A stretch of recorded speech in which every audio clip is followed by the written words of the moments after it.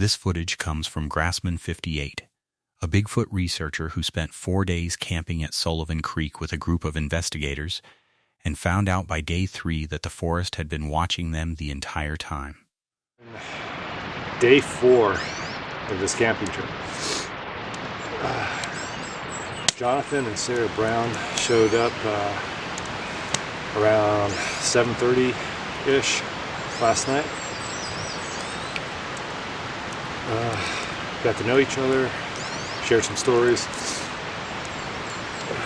had some possible activity last night before we went to bed, hearing some possible knocks and stuff like that. It started with Candy, David's wife.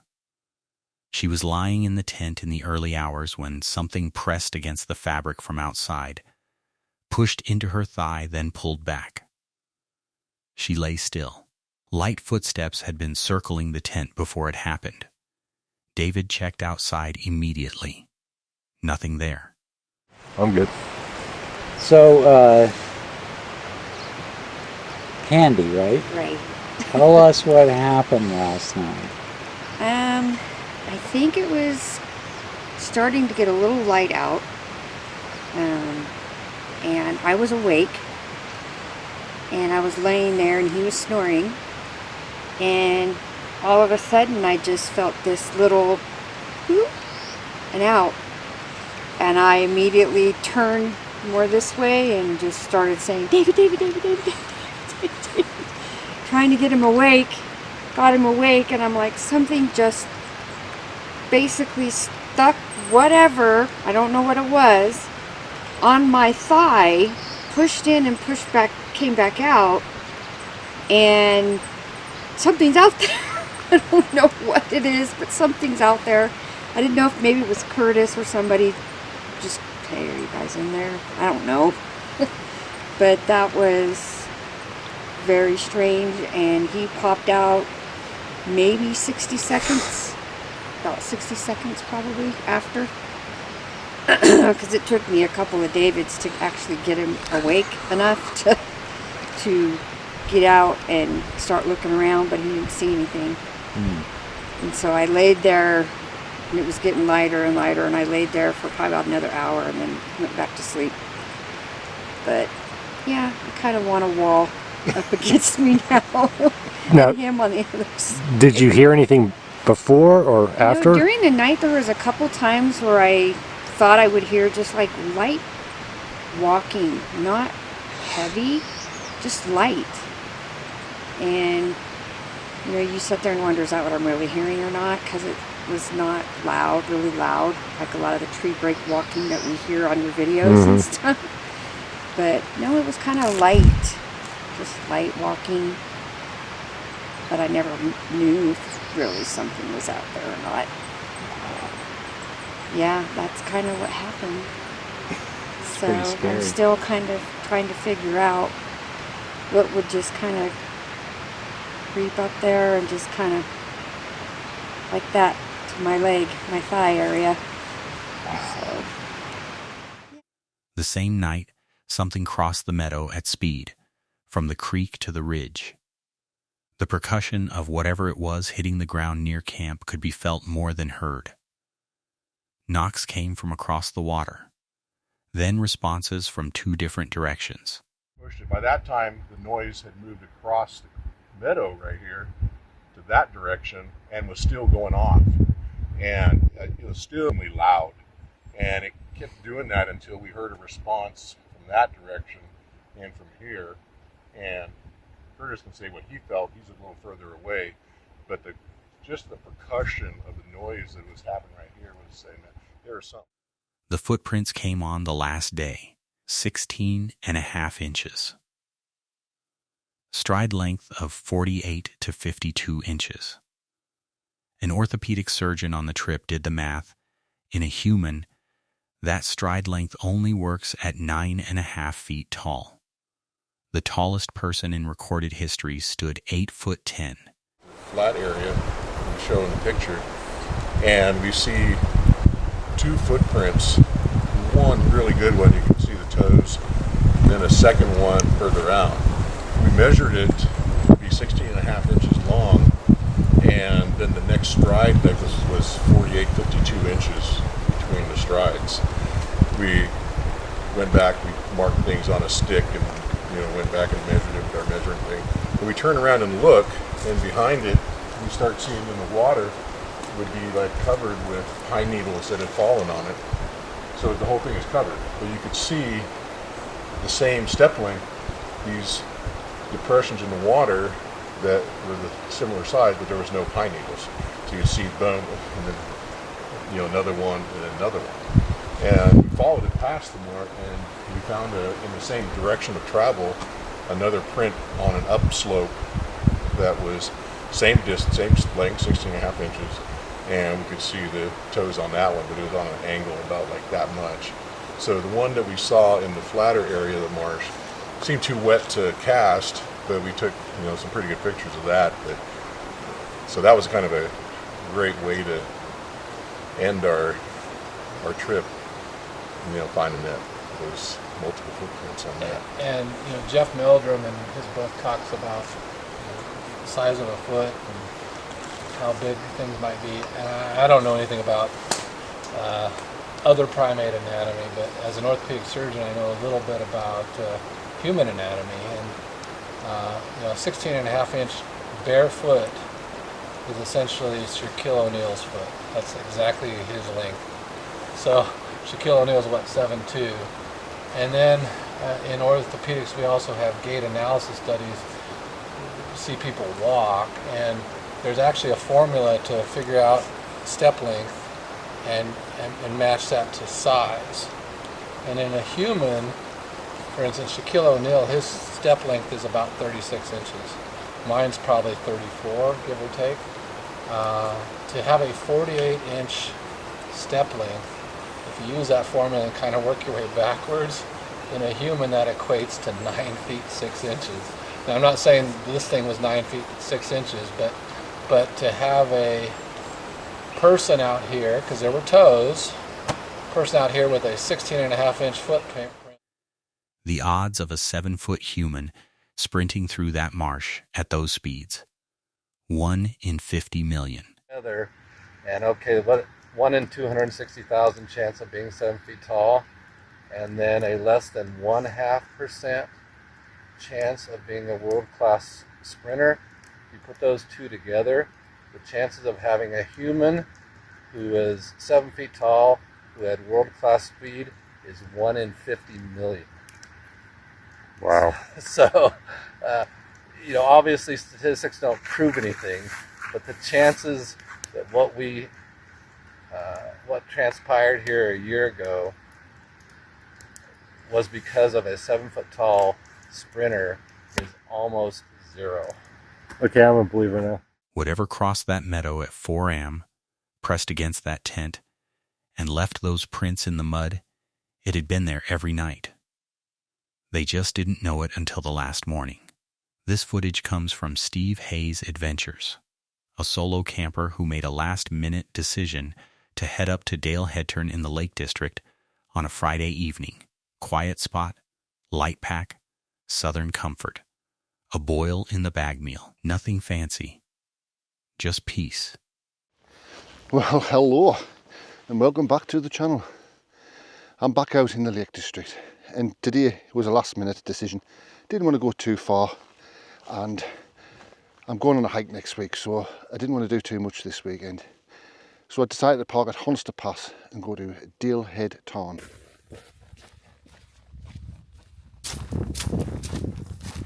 And for those who do not know, Dale Head Tarn sits at the bottom of Dale Head and I Spy, and it sits around about 501 metres.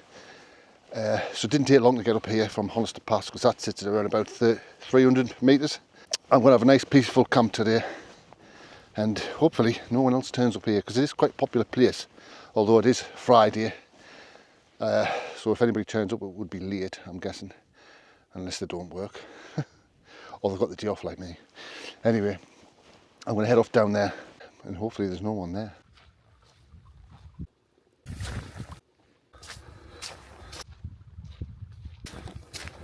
Well, I have packed quite light, considering I'm not going very far.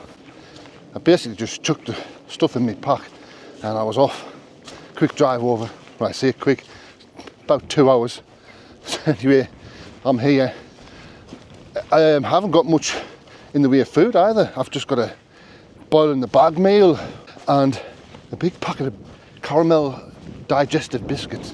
Oh yes, and I do have some Southern Comfort to crack on with. So it should be a nice, chilled, relaxing camp next to a tarn.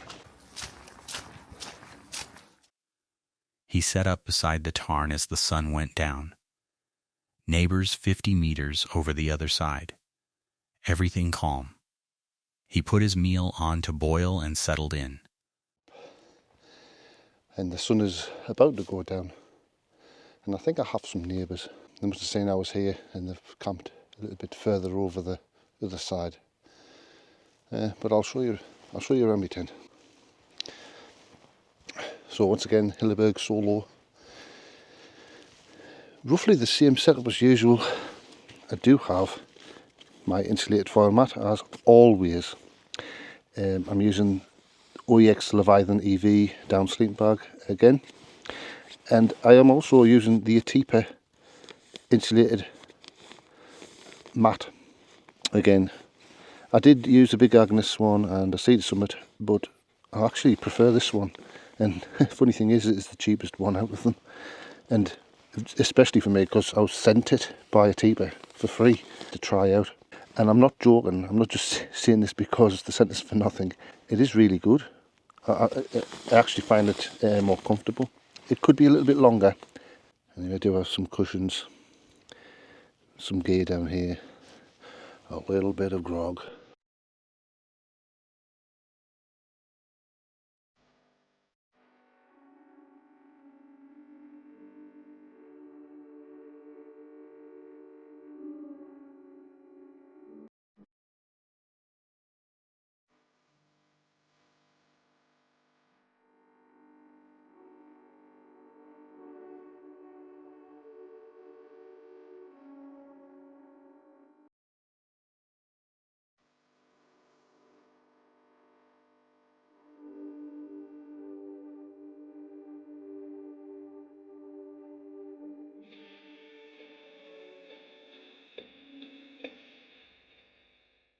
And just like that, the sun has gone down. I do have some neighbours. Then something called out from the dark. He went quiet immediately. Turned the light down. He'd heard sheep make strange sounds before. This wasn't that. Not a dog either. He said it himself. He'd never heard anything like it in his life.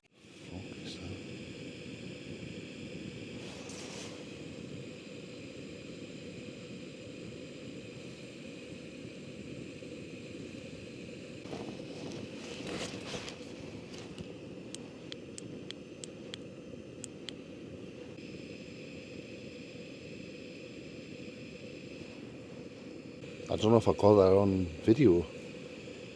I don't think that was a dog like. I've not heard anything like that before.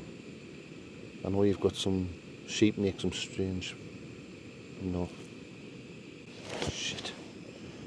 So I've put my meal on. I've put my meal on hold. Just for a minute. I don't know if I caught that on camera.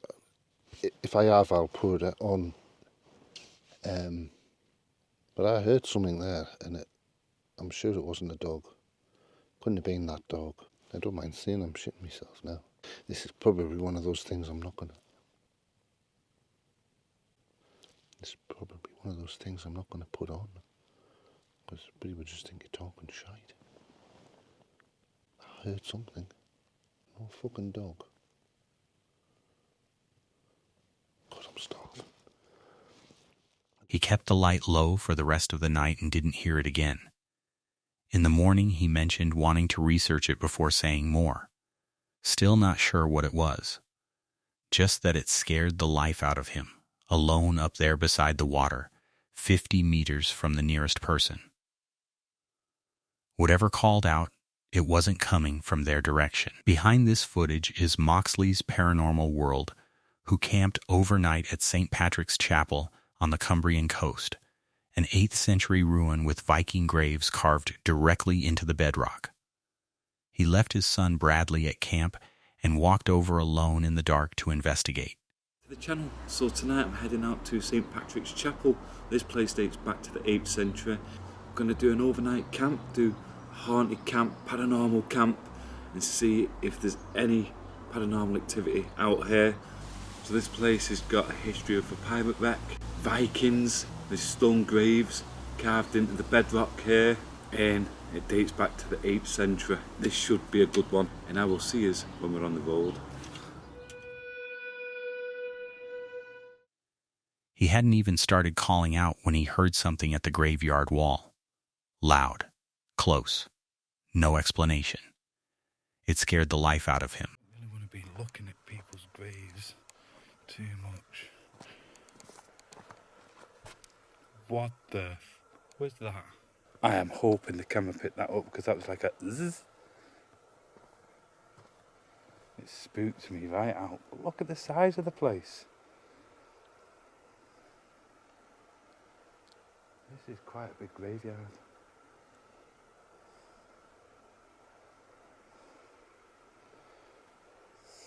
We will do a bit of a call out very soon. I just want to check the entire place out first. I'm intrigued.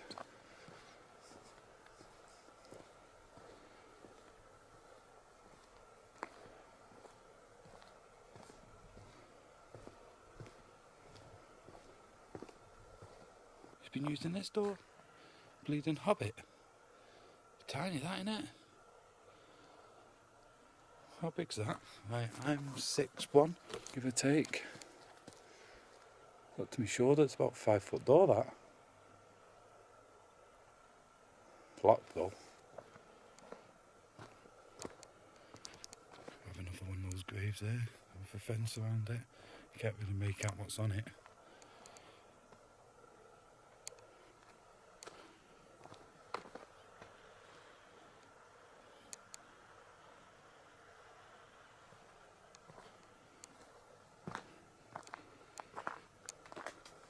There's a few more of those graves there where they've been held up, so it's well looked after, it's well maintained, to be fair.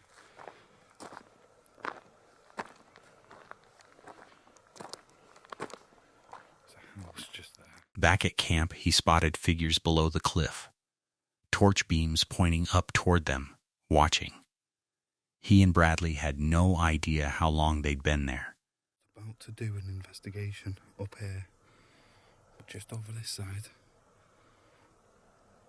is somebody else below where Bradley is. So there's actually somebody else below where Bradley is. I'm going to put a light on him just because he's there on his own. Yeah, there is. There's somebody there. Why is there somebody stood there? What the fuck? I seen Bradley put a torch or something on. Right, you can see the lights now. You can see their lights. God damn it, the camera's not picking them up. There's 100% somebody else down there. Bradley's on the cliff. Just here. And there's somebody else below the cliff. Right. I'm going to head over to Bradley and make sure he's okay. I'm going to head over to Bradley to see if he's okay. I'm going to continuously record this because there's somebody down there. So I do apologise about some of the shaking of the camera. I'd like to cut out, but I'm not going to be cutting this out.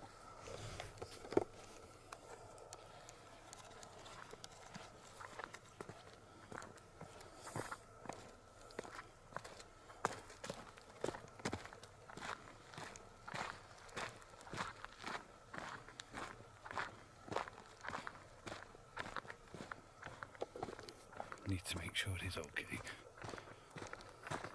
Because I said to him, if you need me, flash a torch over. I thought I was in a flash, that's what made me look. But They settled down. Then both heard screaming from out in the dark, nothing either of them recognized as animal. It came from the direction of the water.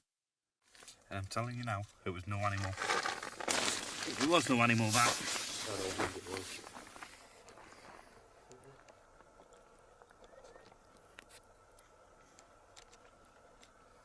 I say it was coming from over there. Just have to watch because of the edge. It's still a bit from the edge. It sounded like a monkey or something. That's how weird it was. There's nobody down there. Oh, the water's coming over. That? Sounds like a monkey. It's probably some bird.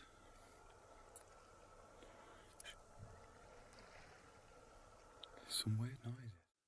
When he walked down to the beach alone for firewood later, the feeling hit immediately. Someone walking directly behind him. He kept turning round. Nothing there. Definitely felt like I wasn't alone, like somebody was walking behind me. I had to keep looking around.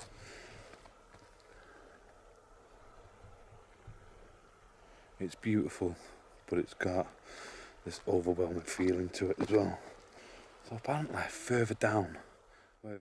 Then, back at the tent, the spirit talker started responding. I've been here 200 years. Green eyes. Impose. My childhood. I've been here 200 years. I've been here 200 years. If you've been here 200 years, can you tell me who you are, please? I'm just here to speak to you. I believe this place has got a lot of connections to Vikings, early Catholics. There's even been pirates. Green eyes. Green eyes. It's a new word. There's even been pirates that have been reported to have once come here. What do you mean by green eyes? Impose. Impose. Can you tell me where we are? If you're really around me, speaking to me, can you tell me this place where I'm sat right now? Did you have any connections to the... Good. Good. Did you have any connections to St. Patrick's Chapel? Not too far from where I'm sat now. There is 6 rock-carved graves. Have you got anything to do with them? At 4 and something scratched the back of the tent. Bradley was already outside. Neither of them slept again after that. An hour and a half sleep. Yeah, I woke up. Bradley sat outside.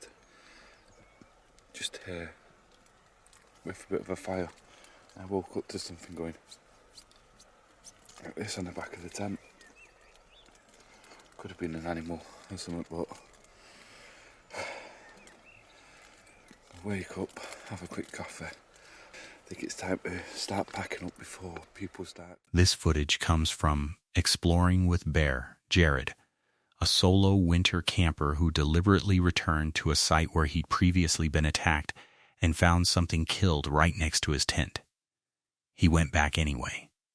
Alone. In the snow. Welcome back to another camping adventure. If you're new to the channel, I'm Jared Bear. Now for this camping adventure, I have brought you guys back to where I have previously been attacked here before. I've also, the last time there was something killed right over close to where I had the tent set. You guys have seen Dogman and Bigfoot multiple times and screenshot them from this area. Alright, look at that though. That is beautiful. It is sort of snowing right now. I'm going to be alone tonight and it is going to be freezing. This is a very scary place, but I've been wanting to do a winter camp. Within minutes of arriving, twigs snapping in the tree line. Then a single loud bang from the woods while the camera was off. Wolf tracks in the mud near the water. The last kill site was feet from where he'd pitched the tent.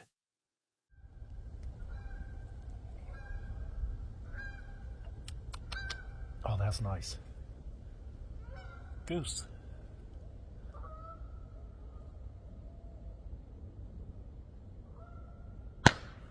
Oh, man, that scared me.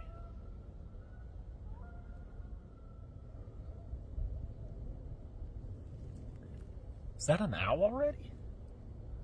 Too early for the owls, I think.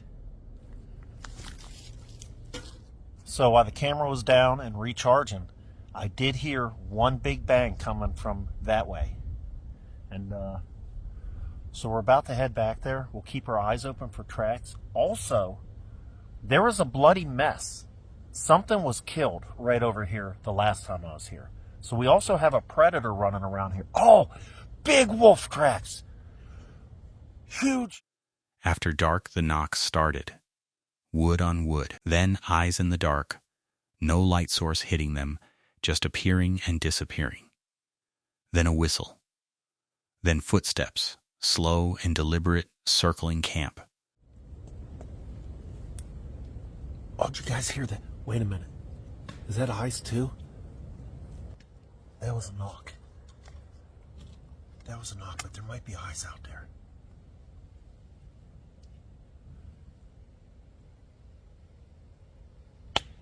Whew, that scared me. That was... Holy smokes. No way.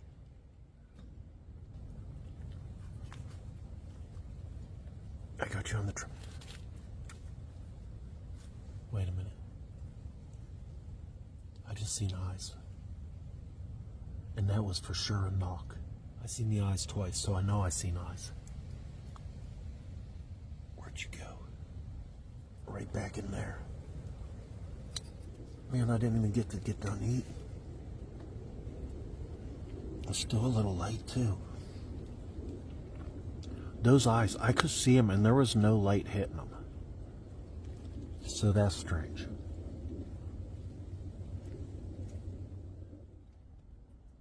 That was for sure a knock, though. And I wonder, could that have been a light? Oh, wait a minute. No.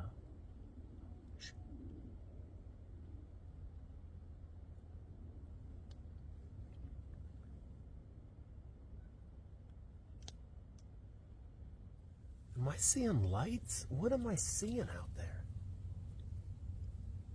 Is that coming up on camera? Deer and crab. That.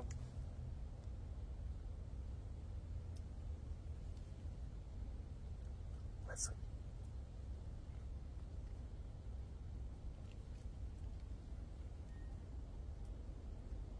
Is that a whistle?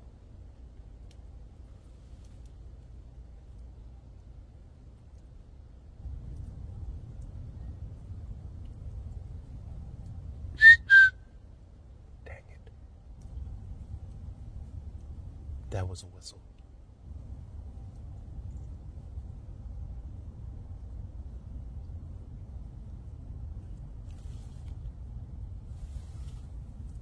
Okay, I'm thinking,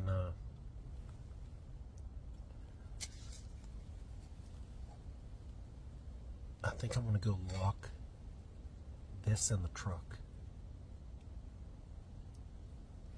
Because it smells really good and meaty.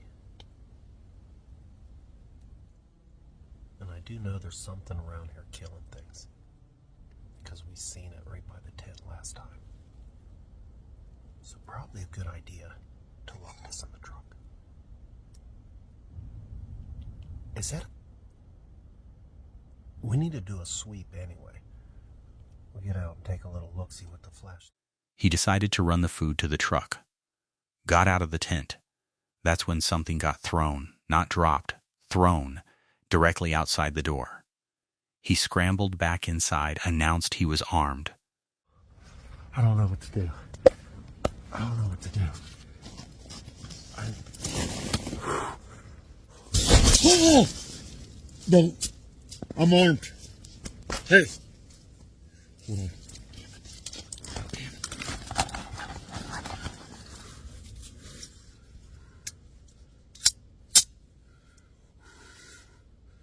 I'm armed.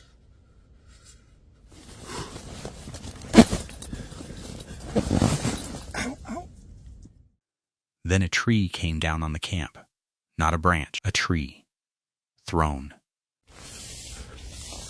There's a tree. There's just a tree thrown there. Okay, we're going to the truck. Man. He grabbed his bag and ran for the truck, leaving the tent, the gear, everything.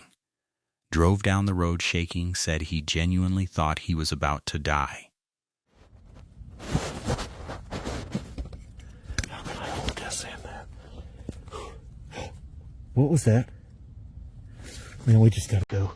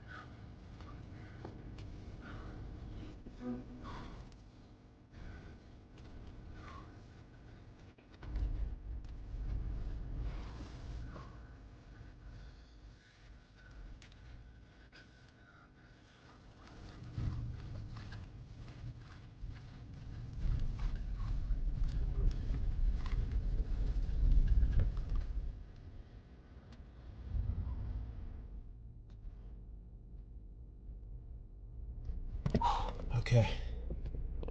All right.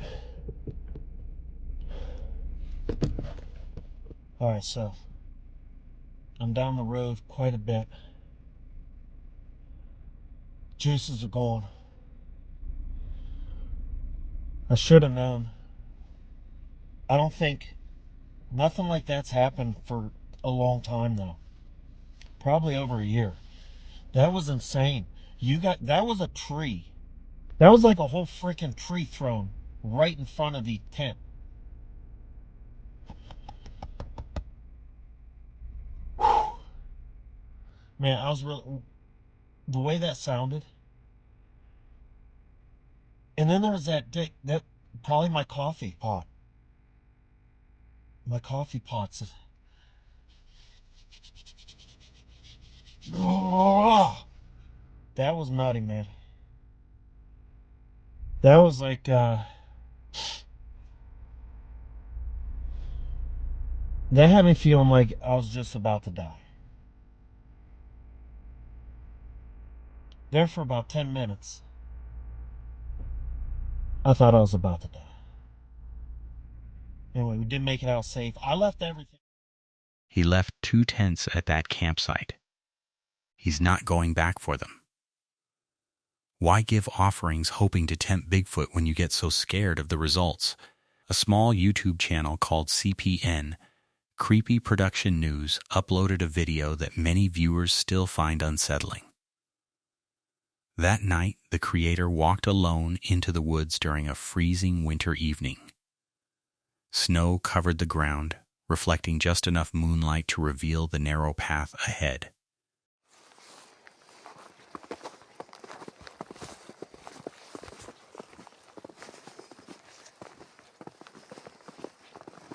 Hey everyone, CPN here, and tonight we are in here for a spirit walk. I'm using this device for communication.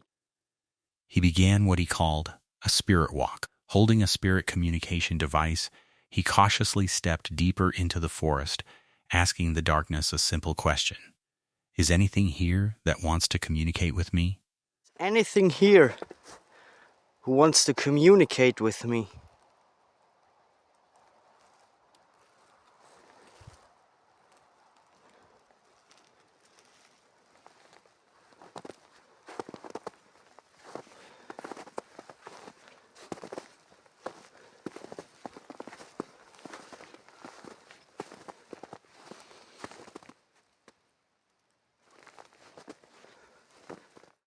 For several minutes, nothing happened.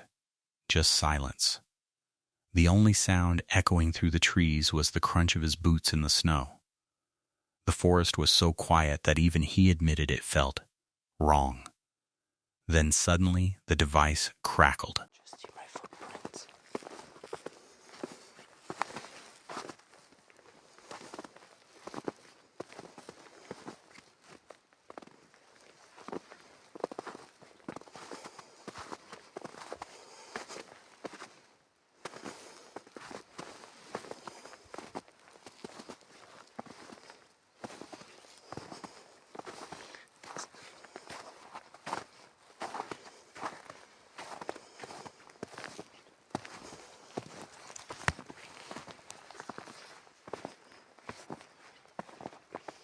A distorted voice burst through the speaker.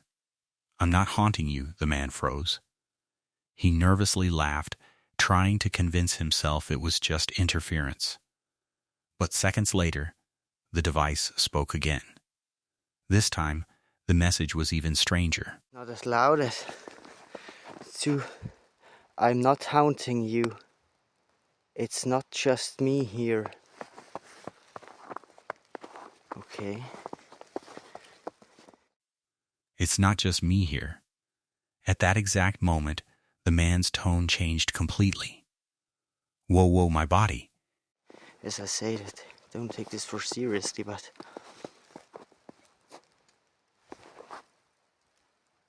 this is unsettling me. My body. Whoa! Whoa! Whoa!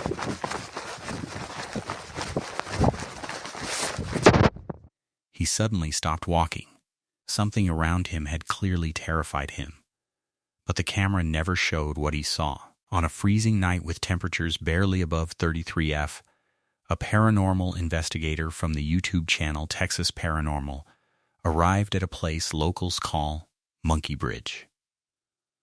A location rumored to be haunted ever since a train supposedly derailed decades ago, releasing circus monkeys that allegedly killed their owners before vanishing into the woods. And the story behind this is like back in like the 1960s or whatever, there used to be like a bridge in this area that derailed. The monkeys got out and killed the circus owners. There's also many other stories such as like underground tunnels in the city of Athens that like all connect and make a pentagram and all that stuff, like Satan worship, cults and stuff like that. I don't know if any of those are true, but apparently that's what's been going on. Is that it? Yeah. Okay guys, we found it. A little bit sketched out from what happened last time. What? There's a bear? As they walked deeper toward the abandoned railroad tracks, something strange immediately caught their attention. A small teddy bear sat alone on a wooden fence. No houses nearby. No people around. Just that bear watching the trail. But yeah, that's weird how there's a bear here. What the crap? Okay guys, I had to go back to the car to get like another hoodie to put on because like I'm shaking a lot less now. I'm still shaking a lot, but it is so freaking cold here. Like it's in the 30s right now. So we're gonna go head down to like the bridge area on the train track. Yeah, so we didn't see any paint stripes or ribbons on the trees, no trespassing signs, no fences. So hopefully we aren't trespassing. And again, I'm trying not to get shot today. Yeah, we went this way.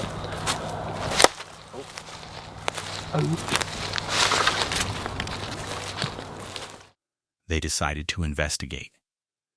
Moments later, their REM pod device suddenly spiked, indicating something unseen was touching the antenna. The temperature meter began rapidly fluctuating, dropping and rising even though the air was completely still.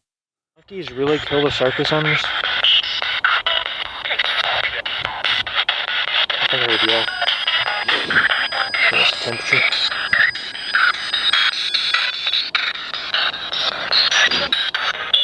If there's anyone here with us, can you touch the silver antenna on my Mel device right here?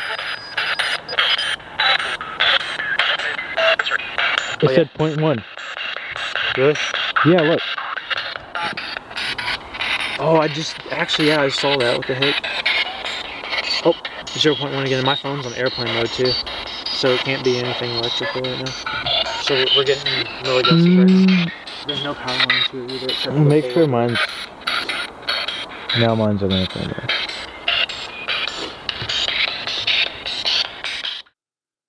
Then came the sound. From deep inside the dark woods, something made a noise that sounded disturbingly similar to a monkey call. The device spiked again. Did you hear that? One of them whispered. Energy emanating.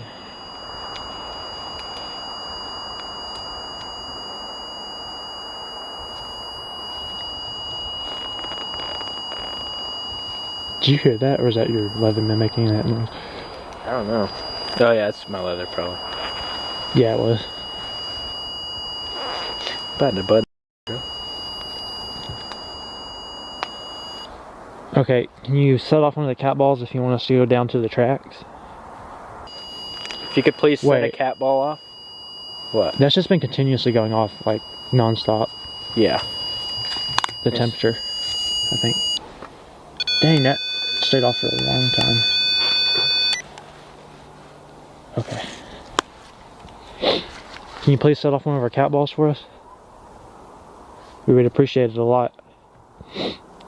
I'm gonna touch this bear if you don't set off a cat ball.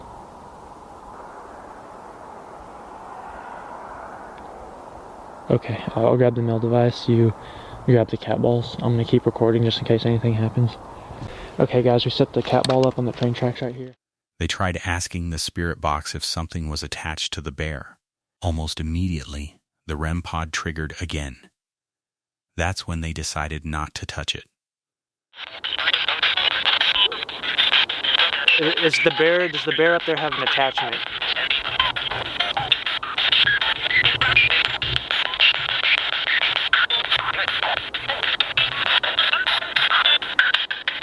Is the bear dangerous?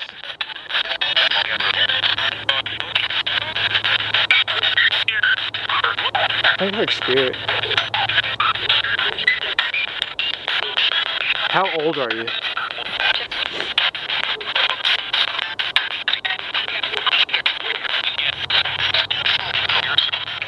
I think I heard bear. Can you set off our cat ball right there, please? Because whatever was there seemed to be warning them.